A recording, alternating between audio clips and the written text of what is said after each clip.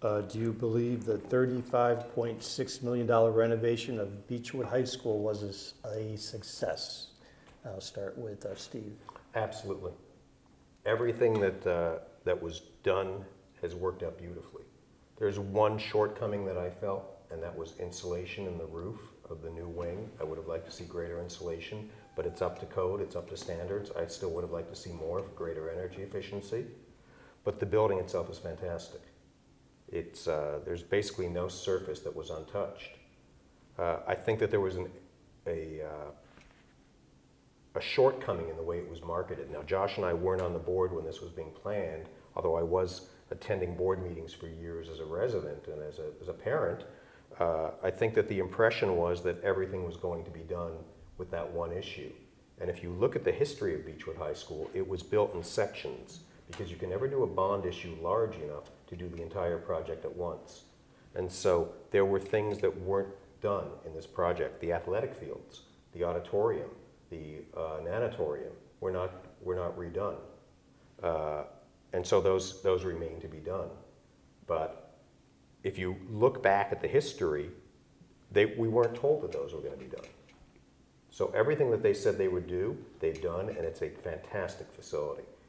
You walk in there and it's almost like you're walking into a college setting. There's a bookstore as you enter the lobby. It's a large campus with almost a quarter-mile walk from one end of a wing to the other end of another wing. And as my daughter's gone off to college this year, she says, I have shorter walks now on my college campus than I did in my high school campus. Okay, we're going to stop and go to Joshua and see what you think of it. What do you think of the renovation? I think it came out great, but I am a little disappointed. I think that there were things that were initially discussed with the community that did not get completed. Such as? The auditorium. That wasn't supposed, when you remodel, a school, instead of knocking it down and starting from scratch, things are going to come up, and that's what happened with ours. Our auditorium was supposed to get a facelift. It's going to be totally redone now because we've had it down for 2 years.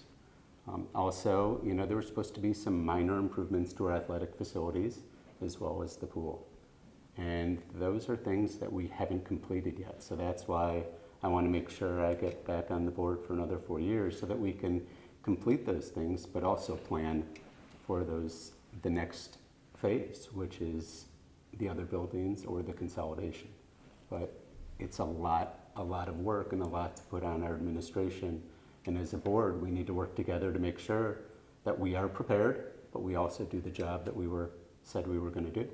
And Steve, what do you think about that auditorium situation? Well, the auditorium had to have sprinklers taken care of and some work done on the inside when new ductwork was put in.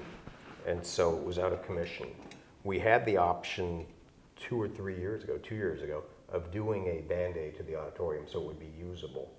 At that point, I was in favor of the Band-Aid. I was outvoted, and so it didn't happen. But the reason it didn't happen was a valid reason. The concept at that point was, okay, now we will redo the auditorium.